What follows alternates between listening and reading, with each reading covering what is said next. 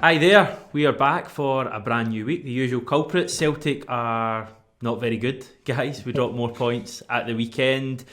John, we've both touched on it on the live reaction. It was a pretty difficult one to do for some reason. We've done a lot this season, but hmm that for some reason seemed particularly difficult. Jackie, what were your thoughts on another disappointing 90 minutes?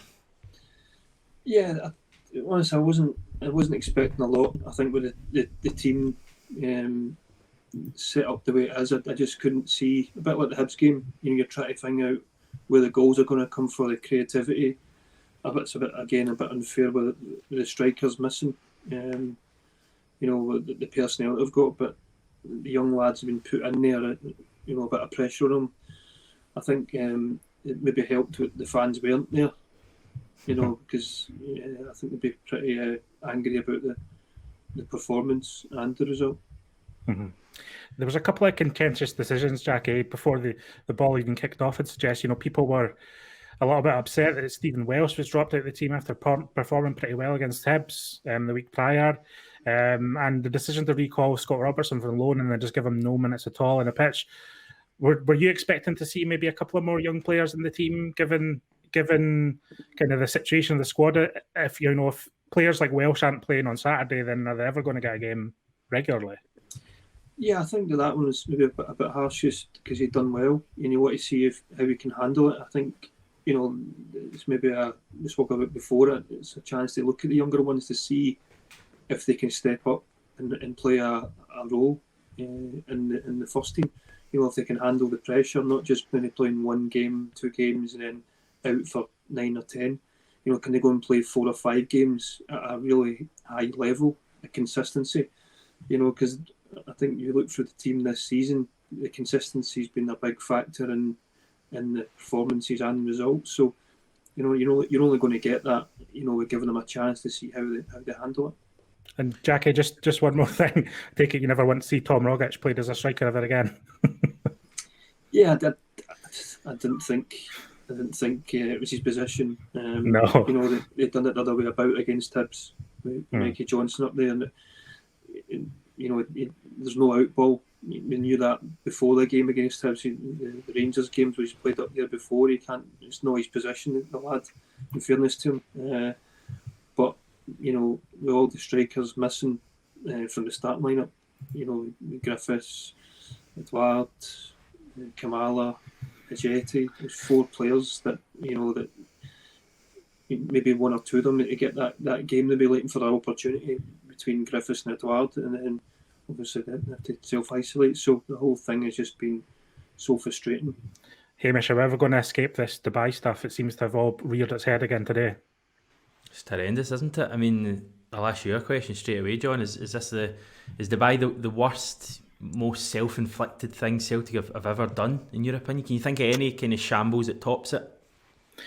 My problem with it is that they're not just drawing a line under it and moving on. I think in some way that was probably what Peter Lawwell's video was last week. As ill-judged as I thought some of that video was, the first 30 seconds of it were actually all right. If they just left it in that and tried to move on from it and just said, sorry, we got that one wrong, let's move forward, that would have been fine. But Neil Lennon, for whatever reason, has chosen to set his sights on, those that have wronged him over the last couple of weeks in the media. Jackie, I'm assuming you've not seen all of Neil Lennon's comments, but have you seen a bit of what he's had to say today about the media and Dubai? Any thoughts on that? Do you want to put your head above the parapet there? I think it was said before. I think it should have just been left now. Everything's been said. It's the fallout that we're dealing with now. Before they went away, it was make sure nobody comes back and there's no COVID. Neil kind of contradicts himself a little bit by saying, everybody in the squad is negative apart from 2. And they've done everything right. Where that would have happened if they'd stayed at home. It doesn't matter, but it's given everybody a chance to throw stones at Celtic, the fans, to the media, especially at a time when nobody can get out. Nobody can have these luxuries or privileges to go and do that. It wasn't a winter shutdown. It was, you understand it a little bit more if it was the same as every other year. It wasn't the same as every other year. This year, last year hasn't been the same as any other year, and hopefully it never will be again. But it kind of sums the year up, how it finished and how it's just unravelled. Rangers draw yesterday, but we don't look like a team. Even if we're level just now, I wouldn't be totally confident about the rest of the season about going head to head with Rangers with the same level of points. And that's me just being honest about it. We don't look a consistent team. I don't think we have from the start of the season. I think we had a spell round about after the cup final where he changed the shape and the team looked okay and starting to play a bit. But I think if you look through the whole season, the consistency has been a real issue. Not so much chasing Rangers, I think, a lot, which we have been, but I think a lot of things like Dubai have been self-inflicted. Yeah, there seems to be that self-sabotage this season whenever we seem to pick up a bit of momentum, and we did have a bit of momentum going at that Derby game at the end of the year. Obviously that was a momentum killer in itself, the fact we lost that, but the way we played should have meant that the team at least came back this year and, with Dubai in their back, got into some sort of form, but obviously Dubai itself has completely robbed us of it. I just feel we're just at the point now where change is badly needed, and I feel like a broken record, and I pretty much am a broken record because I've been saying it in every one of these videos I think for the last wee while, and it's something that none of us really want to keep saying, but I just feel that the last couple of games, I know we were missing 13 first team players, but the team that started the game on Saturday, I don't think has been getting enough criticism for that performance. You take the defence for example, centre back pairing of Beaton and Duffy, 2 internationals. You have another one at left back in Laxalt. You have players like Tom Rogic, another international, Mikey Johnson, even guys like Sorrow and Turnbull and Callum McGregor, who we've rightly praised over the last few months. Should have been able to beat a team like Livingston, who are admittedly on a good run of form, but I thought it was disappointing on Saturday. I don't want to dwell on it too much because I feel we just move on and we move on to another game against Livingston. That's the problem, though, isn't it? I mean, Livingston. I thought Livingston were pretty good on Saturday. I mean, I was impressed with them. I've not seen much of them this season, but what is that, 9 games unbeaten now, 8 of them have been wins. Like, David Martindale's doing some job there, Jackie. Have you seen much of them outside of the Celtic game, and what are your thoughts about facing them again on Wednesday? Yeah, I think he has a real work ethic. I quite like how he, there's nothing complicated about how they play, but they give everything they got. You look at the striker, who's not a striker, Robinson, but he made life so difficult for our centre halves. And that day, you look at the size of Rogic. We're talking about Rogic there. The boy Robinson's a midfielder as well, but he put everything into it, and he made sure our 2 centre halves had a hard game, which they did. With a good attempt and goal. Whereas, sometimes we have that softness about us, which I think we've had this season. Up front and at the back. The centre halves, I think there's been a softness throughout the team. And teams at Livingston make it difficult because they're in your face. They don't give you a minute's peace. And I think it'll be a tougher game on Wednesday on their pitch. A lot of players are not. We knew that last year. The difficulties going there. Rangers likewise, other teams. Even with a full squad, I think Wednesday will be a tougher game. It was funny in certain ways because I thought Livingston started the match really well on Saturday, and I think it came back to something I think we all chatted about earlier in the season about the fear factor at Celtic and whether that's disappeared now, and whether teams are no longer scared to play this Celtic team, and Livingston don't look scared at all to play us, and I think that'll be the same on Wednesday. I think if they come into the game with the same aggression, I could easily see them scoring against us, so it is a real worry. And with the players coming back to training today, Hamish, it's not ideal. Yeah, I think it's a really tough game on Wednesday. I don't even know if we're favourites for that game. Given the run they're on, the fact I don't think we've ever won in that pitch, as in plastic. I think our last victory was when it was grass, a decade ago or whatever. The 3 times we've been there in the last few years, we've, I think, drawn twice and lost once. We've only scored 2 goals. So at the best of times, it's a tough place to go. But I almost feel as if it's kind of irrelevant in many ways now. I know we need to keep winning or try and win a game, but I just feel like it's so far gone now. We need some sort of boost for somewhere. Any ideas, Jackie, where we can get any sort of boost from going forward to get us out of this misery that we're all feeling?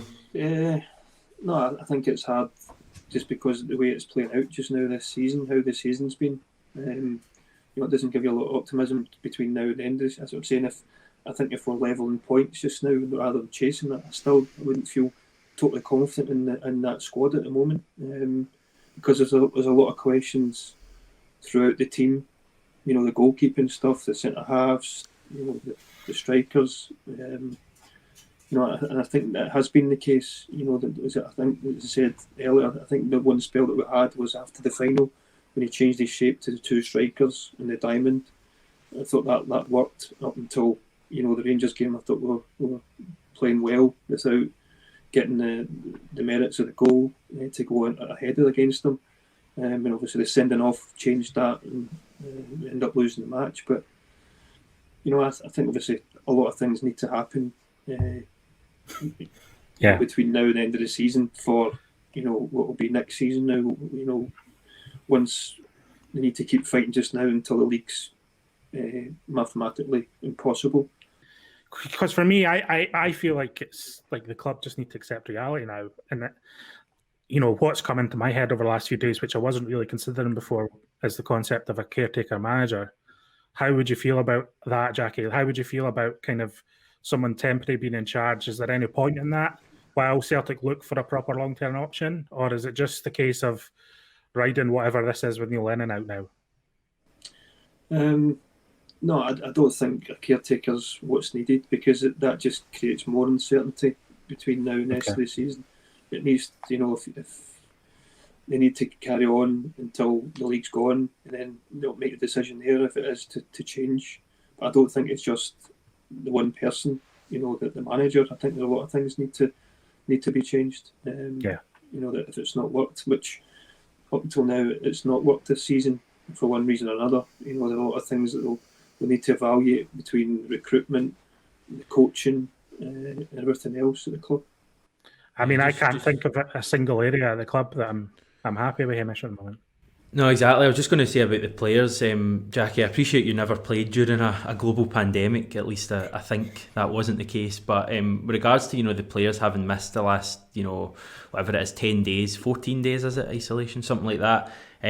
How would you have felt about, being thrust straight back into a game 2 days later? Would you feel you maybe needed a few more days training under your belt to get back into a game? No, they should. To be honest, they should be fine. They shouldn't be any excuses that way for fitness. I mean, I've just been away at a training camp. I believe the treadmills, they've been using as well. So I don't think there's any excuse with fitness. If anything, they should be fresh. Right. From the team that played at the weekend, there should be a freshness there. So, I don't see fatigue come into it. I don't see any excuses come into it. That they should be, if anything, raring to go, because the whole point of the exercise of going away, that trip was to give them that push for the rest of the season. Unfortunately, they've came back and they have to self-isolate so far. Mm-hmm. So, Wednesday is a chance to show that, if anything, from the team side, that it's refreshed a few players in the group, and they look sharp and they look refreshed for the rest of the season, because that's the only thing that can lift the team at the moment. Well, let's hope they're all ready to go. Does either of you two guys want to predict a Celtic victory? Bearing in mind there's thousands of Celtic fans watching, and your names may be besmirched if you don't. Okay, I'll go for a Celtic. I'm no bother. I'll go for a Celtic victory. 2-0 Celtic, doesn't bother me. I back Celtic in every game, Hamish, no matter what. Right, I'll leave my prediction silent. Then, Jackie, do you want to offer a prediction? You don't have to. A prediction? I think it's very difficult to predict. Difficult to predict the team. Never mind the result at the moment. But I think if it's like anything else, if a team turn up, I'm sure Neil's team talk will be, everybody's against us. Let's go and have that siege mentality. Because does that work? Does that work, Jackie? Does that work in the dressing room? Does that get players fired up? Yeah, it can work, because if you think you're up against it, and you want to go out fighting, you want to go and win your battles, you want to go and prove people wrong. Yeah, absolutely. remember Graham Souness we talked about earlier on in the season, playing against the boys for the second leg. So it definitely does work. Is that the best siege mentality you had from a manager? Was there any other examples for Martin O'Neill using it in his time? Martin was very clever at that. The psychology, he was, I think that was probably the strongest one. We would get written off, and it was kind of music to his ears. He would use that and say, right, there you go. Let's sometimes lads would put stuff on the wall, in the board, in the dressing room, by wee clips of papers. If I was snagging it off, pinned up, yeah. I always felt like O'Neill dealt with the press very intelligently, like you said. I think he kind of played with the press here in a way that other Celtic managers haven't really done. Strachan did to an extent, but but I think O'Neill did it very well, and he probably, fed some of that as well to try and create some of that media so he could use it with you guys in the dressing room. He was playing a different game to a lot of Celtic managers. Yeah, he would like that. Even sometimes he'd come in before the game and. He would come in and say sometimes like, I've got a bad feeling about today. I think we'll lose a goal in the first 10 minutes. Make sure we don't lose our shape or our focus. So right away you're like, well, we're one down here.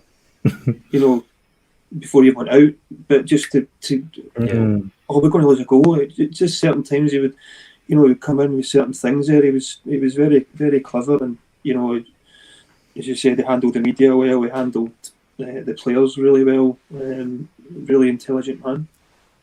Yeah, I think Neil Lennon's used that "we're going to lose a goal in the first 10-minute" trick a few times this season, but sadly it's worked out that way for us more often than not. Anyway, guys, thanks very much. Thanks everyone for watching this. Remember to subscribe to the channel, and we'll speak to you soon.